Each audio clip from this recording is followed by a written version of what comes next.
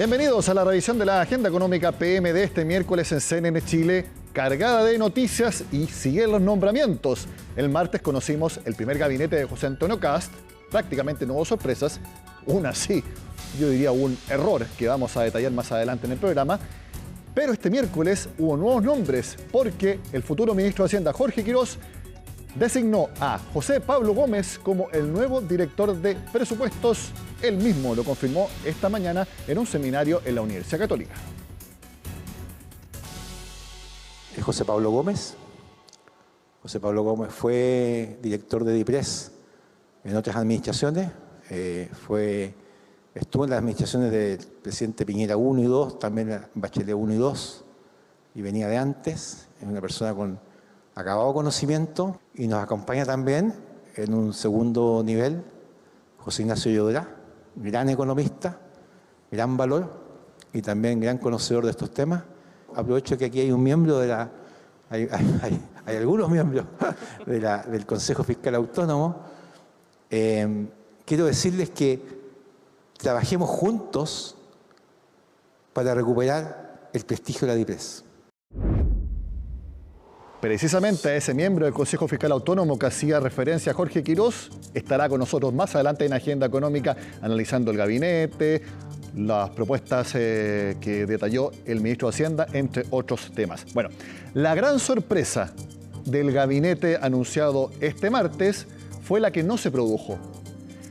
Si ustedes vieron la agenda económica del martes, yo les dije que me causó mucha sorpresa que Andes Copper anunciara que Santiago Montt, su gerente general, había renunciado para ser el nuevo ministro de Minería, prácticamente confirmándolo, incluso con declaraciones del propio Santiago Montt. La sorpresa es porque nunca antes una empresa había hecho este anuncio antes de que el propio presidente de turno lo dijera. Cuento corto, se cayó ese nombre precisamente porque la empresa se apuró antes de que fuera oficial. Todos los detalles los tiene Natalia Muñoz. 5 horas antes de que el presidente electo anunciara su gabinete, la empresa minera Los Andes Copper se le adelantó al futuro mandatario, ya que a través de redes sociales afirmaba que el gerente general de la compañía, Santiago Montt, sería el nuevo ministro de Minería. El mismo Montt lo anunció públicamente antes que Kast. Fui honrado de que me hayan pedido servir a mi país como ministro de Minería. Ha sido un privilegio trabajar con los Andes en el avance del proyecto Izcachitas, uno de los proyectos Campo Verde de cobre más grandes en Chile, garantizando que sea una iniciativa que beneficie a todos los accionistas. Notificación que hace la empresa al mercado canadiense. Avanzaba la tarde y Santiago Montt llegó hasta Espacio Riesgo a reunirse con el gabinete, que hasta ese momento eran 25 puestos. Sin embargo, la adelantada publicación y su nombre comenzó a generar ruido. El texto fue eliminado de redes sociales y... Como viceministro de Economía, Fomento y Turismo y Minería, Daniel Mas Valdés. Cambio a última hora y el primer golpe de Kast, que dejó fuera de su gabinete a Montt, designando como viceministro de Economía y Minería al ex vicepresidente de la CPC. Ministro, ¿le sorprendió la doble nominación? Finalmente usted es el único viceministro del gabinete del presidente Kast. Estoy muy agradecido y lo tomo con mucha responsabilidad. Es un tremendo cargo. El gabinete se nombraba a las 8:30, nombrado por el presidente, y fue el que se nombró. ¿Pero Santiago Montt era el nombre hasta ayer? Todo lo anterior son especulaciones, el gabinete es el que se nombró. Los dardos apuntan a la compañía minera, acusándola de haber sido imprudente por adelantarse al anuncio del presidente electo.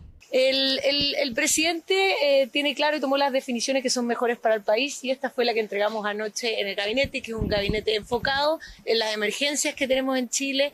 Las razones por las cuales finalmente no lo fue las conoce solamente el presidente de la República. Yo no tengo información sobre qué fue lo que ocurrió. Lo único que puedo decir es que si es que finalmente el presidente Kast toma esta decisión por razones de conflicto de interés, sabiendo que esto podía causar ruido, eso habla muy bien del presidente de la República. La compañía minera opera el proyecto Las Vizcachitas en la región de Valparaíso, el que aún está en etapa de prefactibilidad y desarrollo de estudios sin iniciar operaciones. Agregaba en el comunicado que Montt mantendría su cargo como gerente general hasta el 19 de febrero, lo que se llenó de críticas junto a la publicación, la que, si revisamos la ley, sí fue acelerada. Mientras tú no seas designado oficialmente ministro, no hay una incompatibilidad. la designación oficial se va a producir el 11 de marzo de este año. Tienen que ocurrir los hechos para que tú tengas esa obligación, ¿ya? De reportar. Si no, lo que estás haciendo es casi anticipando una situación que lo que plantea la ley de mercado de valores y lo que es la norma de carácter general número 30, que es lo que te plantea es que tiene que ser una comunicación oportuna. Es distinto que se filtre en la prensa, que se haga un comunicado directamente por una empresa en la cual una de las personas elegidas por el presidente iba a asumir un cargo. Entonces, adelantarse fue una situación imprudente. El doble cargo ahora recae sobre Daniel Mas, decisión que se tomó en pocas horas. Yo la verdad es que no entiendo. Si alguien me puede dar una explicación del gobierno, cuál es la estrategia, o tal vez puede que haya, para salir del paso de la situación de Mon, el señor Mas sea solamente el ministro de Economía y en los próximos días esperamos tener novedades para tener un ministro de Minería como corresponde, que sepa de minería. Publicación que costó el cargo de quién sería ministro de Minería, la que tuvo fuertes reacciones al principio en la bolsa, disparando sus acciones en 21,79%. Pero al frustrar el nombramiento, estas cayeron 16%.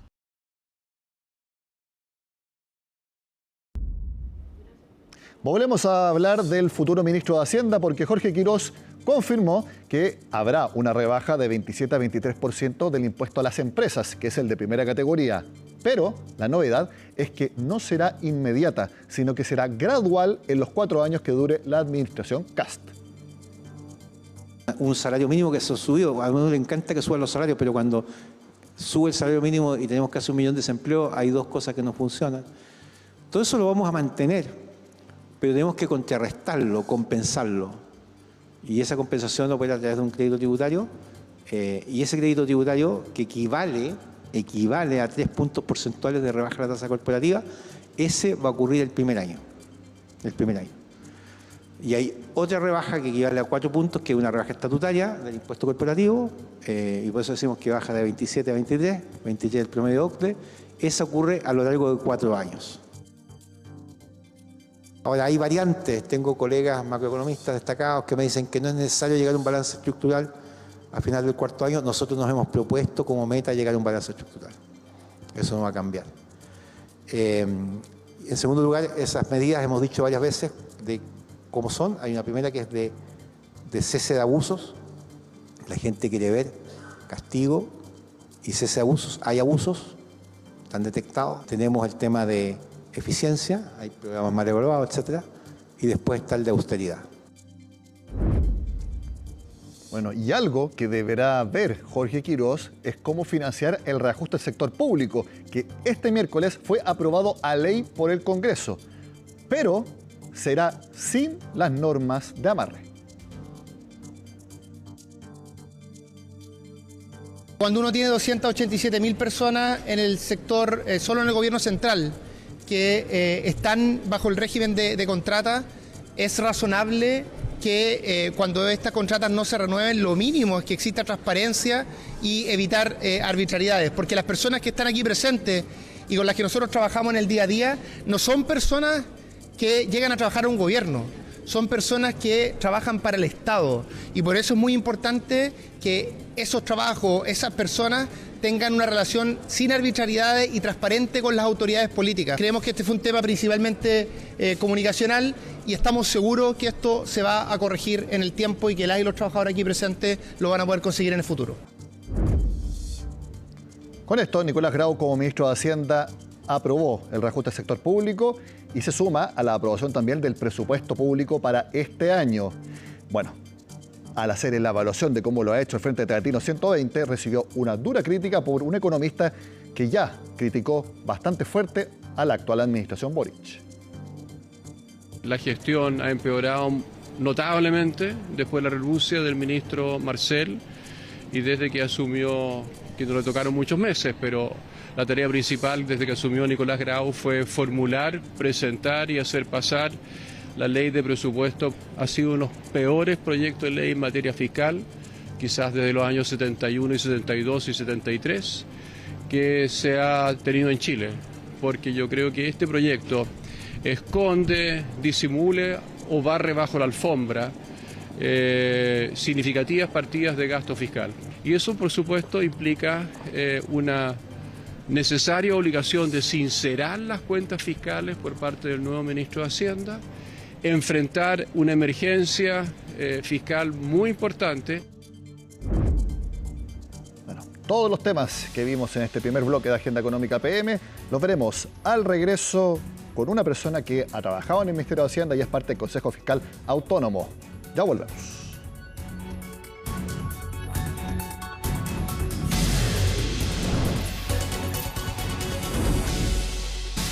Seguimos analizando las definiciones del primer gabinete de José Antonio Kast, también lo que dijo hoy el futuro ministro de Hacienda, Jorge Quirós, quien va a liderar la DIPRES, junto a una persona que estuvo en el Ministerio de Hacienda en los gobiernos de Sebastián Piñera. Me refiero a Germán González, coordinador macro de CLAPES-UC y también miembro del Consejo Fiscal Autónomo.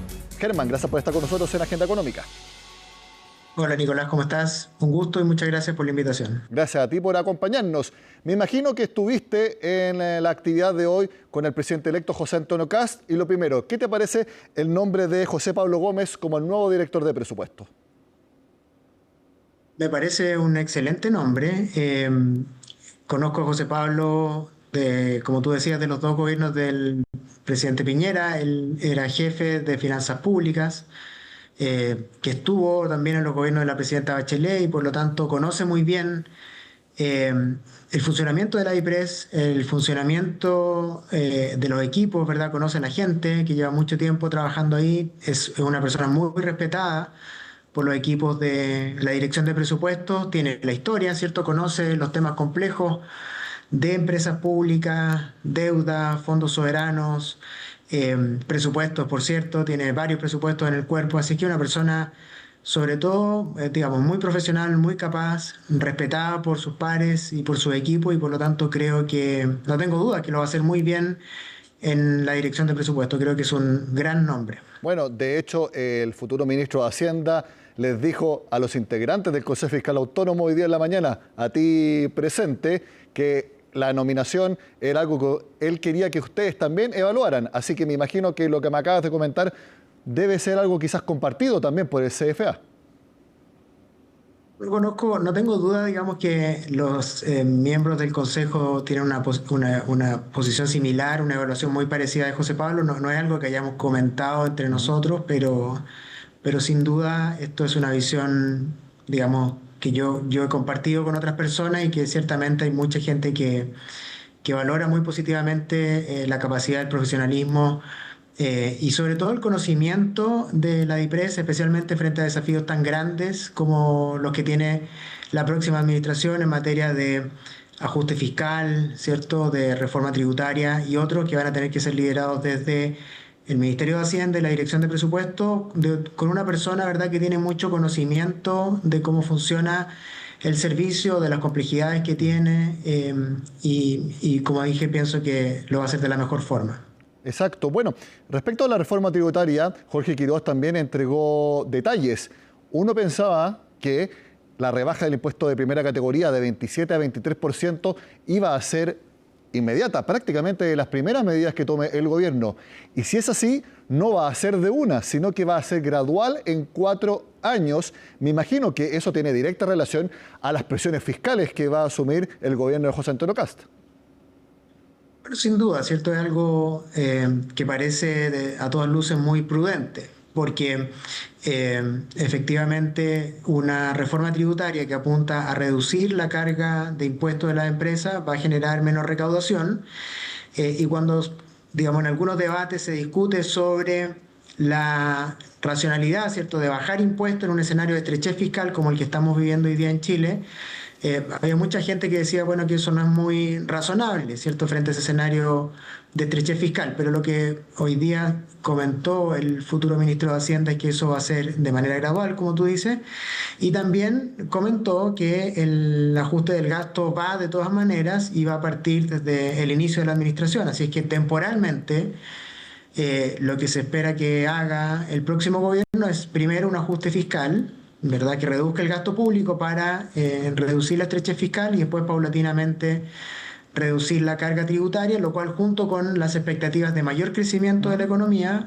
permitirían, como se señaló hoy día, converger hacia un balance estructural o déficit estructural cero al final de la próxima administración. Eso fue lo que se dio a conocer esta mañana. Sí, yo no estuve presente ahí en la actividad, pero Jorge Quirós dio a entender que ambas medidas van a ir paralelamente, es decir, el ajuste fiscal también va a ser gradual en esos 4 años al mismo tiempo que la gradualidad de la rebaja del impuesto de primera categoría. No, no se refirió a una gradualidad equivalente respecto del ajuste del gasto público. Si tú recuerdas, ¿cierto? Durante el periodo de campaña se habló de 6.000 millones de dólares en 18 meses y lo que yo he visto, al menos siguiendo la prensa, es que se ha abierto la posibilidad de que los 6.000 millones se produzcan en un periodo mayor. Lo que yo entendí hoy día en la mañana más bien es que se mantiene el compromiso de hacer el ajuste fiscal, que uno podría pensar que podría estar en cuestión, principalmente por los mayores ingresos del cobre, ¿verdad?, que mejoran la posición fiscal, pero se dio a entender que el ajuste fiscal se va a producir de todas maneras. Sin embargo, no se especificó con qué temporalidad se iba a hacer. Sí, de hecho, tú también eres socio de Baltic Consulting y en un informe económico señalan que podría haber menos necesidades de financiamiento fiscal por más o menos 4.000 millones de dólares, principalmente debido a ese ajuste que se va a hacer, y si es un ajuste en el gasto, requiere menos financiamiento, pero también por el mayor precio del cobre, que sigue en torno a $6 la libra. Efectivamente, pensamos que el panorama fiscal, cuando uno mira las proyecciones oficiales vigentes del Ministerio de Hacienda, apuntan a un déficit este año cercano a 1,5% del PIB, déficit efectivo. Pero cuando uno agrega, ¿cierto?, el mayor precio del cobre, eventualmente algo de mayor precio del litio para este año, y también el ajuste fiscal, incluso considerando que hay algunas partidas de ingresos que pueden estar sobreestimadas, ¿cierto?, como por ejemplo la recaudación de la ley de cumplimiento tributario, la verdad es que los números son bien positivos. Es decir, si efectivamente el precio del cobre se mantiene alto este año, y al mismo tiempo tenemos un ajuste fiscal como el que se está planteando, digamos, nosotros en esa presentación suponemos que la mitad de los 6.000 millones de dólares se podrían producir este año de ajuste fiscal. Bueno, eso efectivamente va a reducir la necesidad de financiamiento del fisco entre 3.000 y 4.000 millones de dólares, va a ser una menor necesidad de endeudamiento público. Eso es Germán, ¿eso es por año o durante toda la administración que viene? No, esa es una proyección para este año, para el año 2026. Eso está incorporando también el reajuste al sector público que se aprobó hoy, 3,4% nominal, 0% real, si se descuenta la inflación.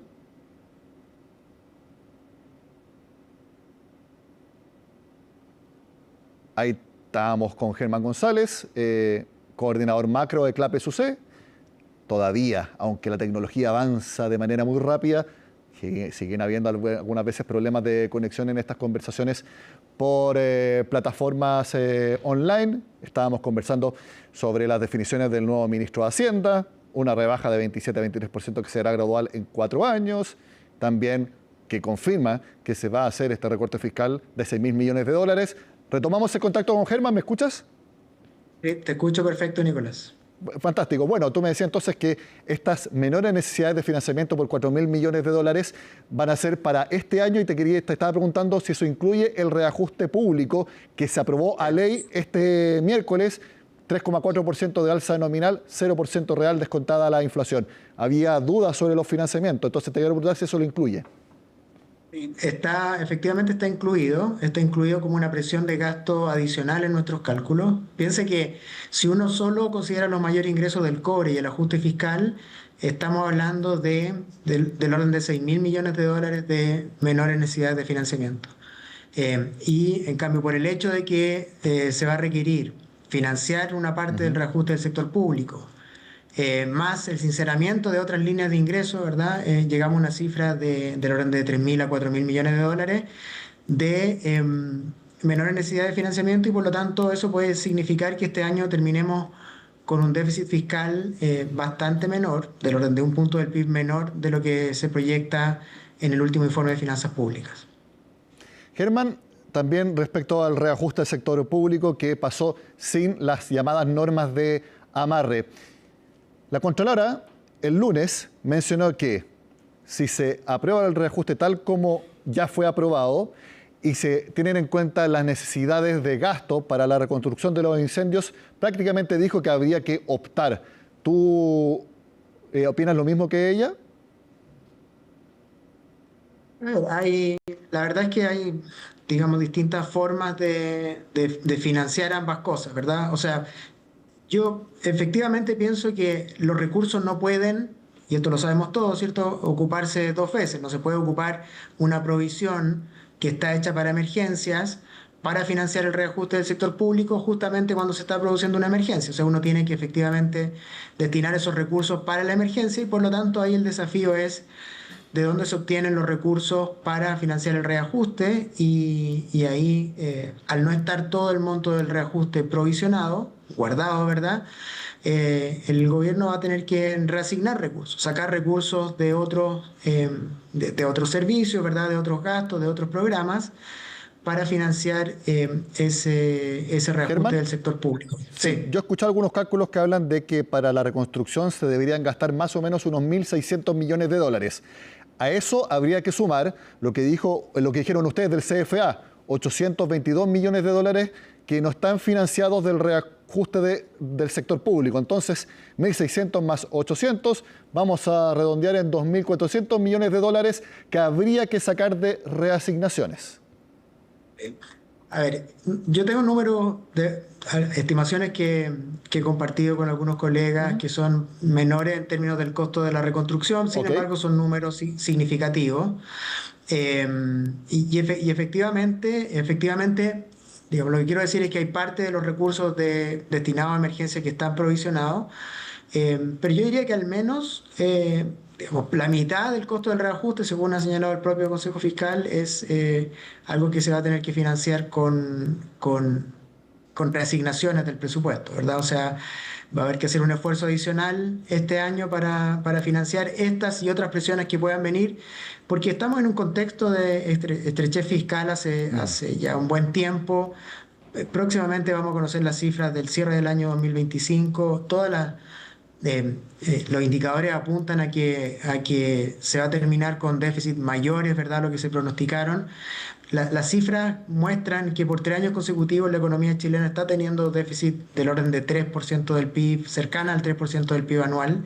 Esos son 10.000, 11.000 millones de dólares de gastos superiores a los ingresos por 3 años consecutivos. Entonces, en ese contexto de estrechez fiscal en que se produce este reajuste del sector público, ¿verdad?, que en magnitud uno podría decir no es tan alto, ¿verdad?, porque se hace cargo del aumento de la inflación, pero además hay otro tipo de presiones, emergencias y otras que hay que financiar y por lo tanto se produce en ese escenario de estrechez y eso tiende a validar aún más la necesidad de consolidar las cuentas fiscales. Eso significa en parte que va a ser necesario, ¿verdad?, hacer un ajuste como el que está planteando el gobierno que entra en marzo. Exactamente, con Jorge Quirós como ministro de Hacienda y como ya sabemos desde hoy, José Pablo Gómez como nuevo director de presupuestos.